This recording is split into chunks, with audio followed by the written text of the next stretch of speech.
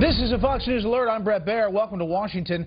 Donald Trump says he's in it to win it. The Republican presidential frontrunner told me today he's not going anywhere and expects to win Iowa and New Hampshire, despite what he called slight shifts in some polls, shrinking his lead. Plus, he talked about topics he has not addressed, laying out his opposition to a new trade deal, his defense of eminent domain, and explaining why he sent Marco Rubio a care package today. We'll have my extended interview with Donald Trump in just a moment. First, the headlines today. The top U.S. commander in Afghanistan says the deadly airstrike on a hospital in Kunduz was a mistake. General John Campbell told a Senate panel the call went through the chain of command and that the hospital was mistakenly struck, killing 22 people. Also disgusted that hearing how many troops President Obama should leave in Afghanistan, and it's more than planned. The death toll from the weekend storms in the Carolinas has grown to 17. Tens of thousands of people in Columbia, South Carolina have no water service. Others are being told to boil theirs before drinking or cooking. We'll have a report. Hillary Clinton has a new ad taking advantage of a top Republican's gaffe about the Benghazi investigation. We have also learned the State Department is now pressuring Clinton's personal lawyer to reconfirm whether Clinton turned over all the official emails, as she was sworn she did, under penalty of perjury. Now, Donald Trump. I talked with him this morning at his Manhattan office. One of the amazing things about his dominance in the polls so far is that the billionaire businessman has spent just $2 million on his campaign so far, and that's far less than other campaigns. So he's not running out of money, and he's leading in almost all of the national and state polls, yet he says the most pressing question he's getting lately from reporters: what would force him to get out of the race? You're leading, by all accounts, in almost every poll we see, big, even in early states. And yet you're starting to get a lot of these questions about when would you consider getting out of the race? Well, Bret, it's very dishonest reporting. I mean, basically, they ask me, would you ever get out of the race? Now, I'm leading in every poll. I'm saying, strange question. I said, yeah, I guess if I did terribly, I would get out of the race, but you know, I'm not. I'm doing well. And then they say, oh, Trump maybe will get out of the race. Such dishonest reporting. So, you know, I give a very simple answer. I'm not getting out of the race. I'm not going to get out. Because when I answer it that way, like you look at some of the people that are polling right now at 0, and they ask them the question, they say, oh, they're never getting out, when you know they're going to be out over the next couple of weeks. So I think it's just a simpler thing just to say I'm not getting out of the race. I'm here to stay. I'm going to win it, and we're going to make America great again. You think much simpler answer. Right. You think you have to win Iowa and New Hampshire? I don't know, but I'm leading in both. I think I might very well be able to do that. I'm certainly leading in both, and leading significantly actually in one, and I'm going up to Iowa tomorrow. And we have a packed house, as usual, and it's going to be a lot of fun. I'm having a lot of fun doing it. I want to ask you some things that you haven't been asked, and that is a challenge, because you do a few interviews. I do. Trans-Pacific Partnership, the trade deal. You came out on Twitter. Terrible. Why? Because we have so many different ways. First of all, China is going to go into that deal. You know that. I mean, this is a backdoor for China. But they don't talk about currency manipulation the way they should. In fact, they didn't even mention it. And then a group came to see me, and we actually did an ad saying you have to talk about currency manipulation. The number one way that we're getting hurt is currency manipulation. China does it brilliantly. Japan does it brilliantly. We don't do it at all because we have people that don't have a clue. They don't know what they're doing.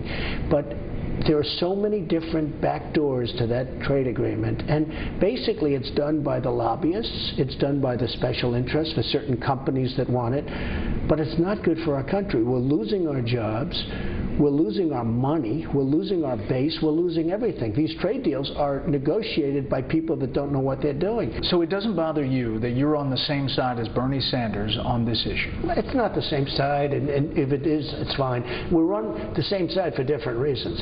You see, I like the trade. He doesn't want the trade.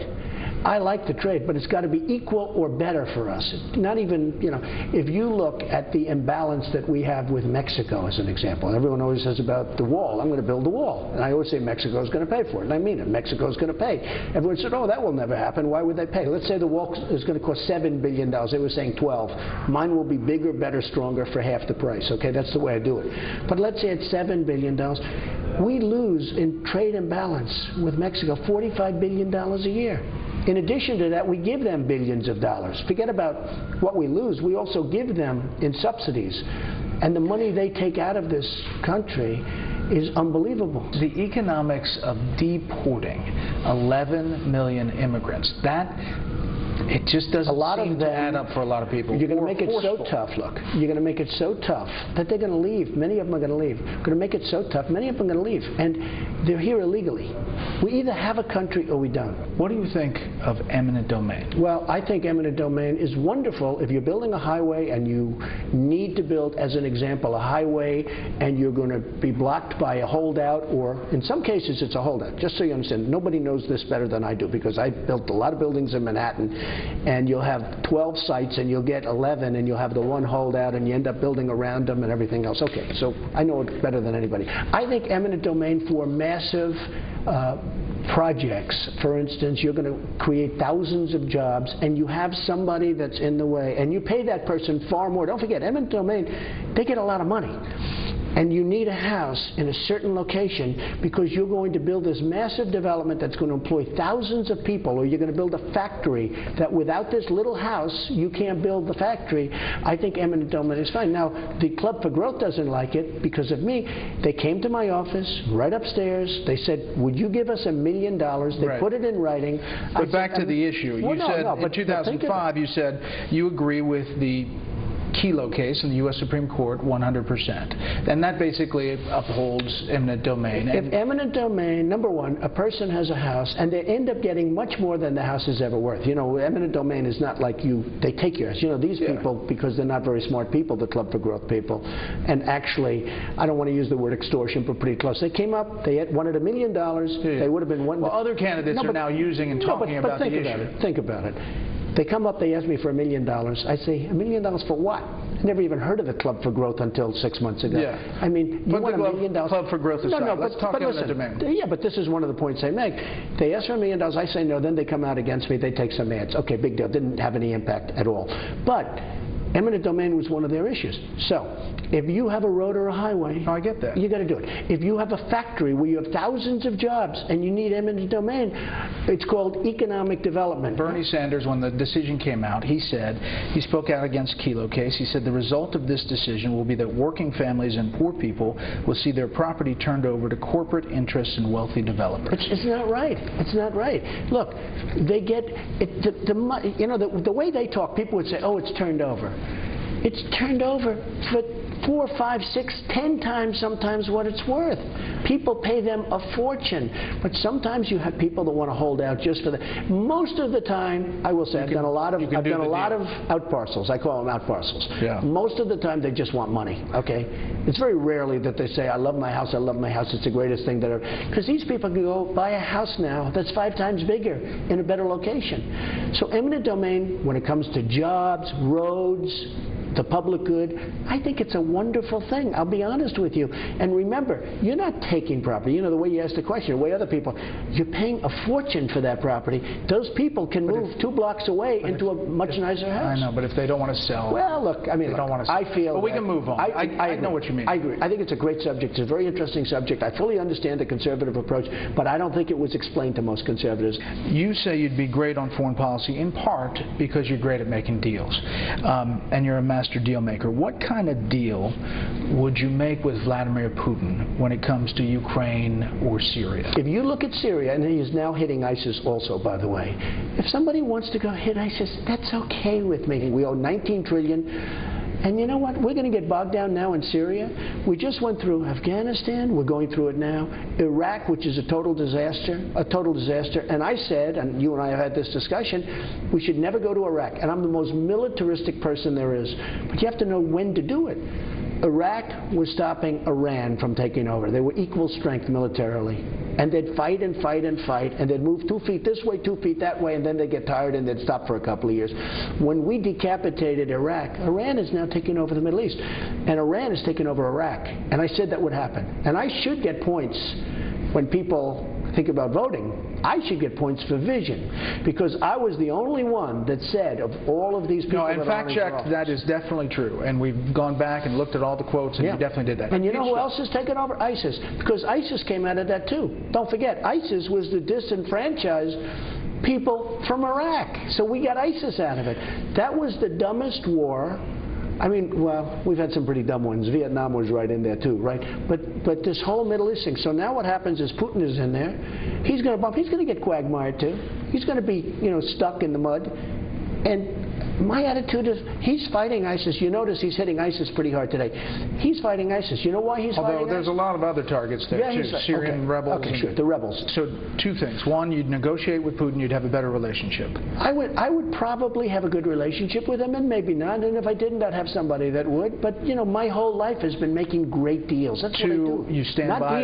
Not deals, great deals. Two, you stand by the statement back in 08 and 07 that you would impeach George W. Bush for getting into the Iraq War. I think he was a disaster, and I think it was one of the worst decisions ever made. He has totally destabilized the Middle East. Had Saddam Hussein still be in charge, you wouldn't have the problems that you have right now. I mean, if you had Gaddafi, if you had Saddam Hussein, if you had... Look at the migration. And now they're talking about taking 200,000 people, and you know what that's costing? Billions of dollars. I saw the other day they have over a 10-year period. You're talking about billions and billions of dollars. Yeah. They're talking about taking 200,000 people. No documentation. We have no idea where they come from. We have no idea who they are. And the one thing I notice, and I say it to everybody, I look at the migration. They're all young. I mean, there's so many young, strong men. You said the U.S. should take some refugees in. I did. But then you said you would send them back. Well, no. Do you have to understand? I know. Different. They said, would you take 3,000? Yeah. I said, I hate to do it because we're like the patsy for the rest of the world. Why aren't the Gulf states, Saudi Arabia, Bahrain, why aren't they, Qatar, why aren't they taking some people? They're not taking any. Maybe they're smart. They're not taking any. They're not putting up very much money either. In fact, they're putting up almost no money. What I like is a safe zone built someplace in Syria. I do like it because on a humanitarian basis, it's terrible. But when I look at these people, the migration, there's so many young, strong men. We're going to take them? It could be the all-time great. It probably isn't, but it could be the all-time great Trojan horse. So what's your number? Into our country. What's your number of coming in? Well, I said when I heard 3,000. Don't forget, this started a month ago. Right. And I heard 3,000. I said 3,000. Couldn't somebody else do it? But the answer is yes on the human. Then I heard 10,000. Okay. They're up now to over 200,000 people they want to take. These are crazy people. This is insane. Not only militarily, not only from the standpoint of the Trojan horse, meaning they come in and they turn out to be the enemy, which is fine, and we pay for it, right? That's a beauty. This would be greater than the example of the Trojan horse. This would blow the Trojan horse away. We asked people on Twitter if they had a question for you. D.T. Stevenson says, how would you as Commander-in-Chief confront Putin if Russia shot down one of our planes? If Russia shot down a plane, what would you do? Well, in my case, I don't think that would happen because I'd have a fairly different stance than a lot of other people. And I'm more militaristic than all of them. You know me. I am more militaristic than all of them. But you got to know when to do it. No, we don't want Russia shooting our planes, and we don't want to shoot their planes down. What are we getting? Syria. What are we getting? We got to rebuild our country. I'm all for protection. I'm all for all of the things. In fact, I actually said, because Afghanistan's a little bit of a different situation, and you're right next to Pakistan, and there's a lot of different things going on over there, leave our 5,000 troops there for a while. So you're into that number. They're talking about that. You have to. Not that I want to. But you really have to leave some troops behind because, look, we should have never gone into Iraq. I've said it loud and clear. I was visited by people from the White House asking me to sort of, could I be silenced because I seemed to get a disproportionate amount of publicity. I mean, I was very strong that, you're going to destabilize the Middle East. But I tell you, so that was a Bush mistake. The Obama mistake was taking out the 20,000 troops, taking out the troops, because it's possible that you'd have at least a semblance of stability. Now, you can't say, are we going to stay there forever? Marco Rubio, you sent him a little care package of water and a towel. It was just so fun. I think he's a nice guy, honestly. I think he's a nice guy. But he started hitting me about 2 weeks ago. He was doing badly. He's doing fine. But he started hitting me. I don't know what it is about me. They hit me. Perry hits me. All of them. They all seem to go down. I wish I could sell that. Maybe we should use that in our military. Hit him and they go down. But he did. And, you have to understand, he's very weak on immigration. Very weak. And the water was just a little joke because he was making a response to the President of the United States on live television. And happened? He grabbed a thing of water, a container of water, and starts drinking it on television. I said,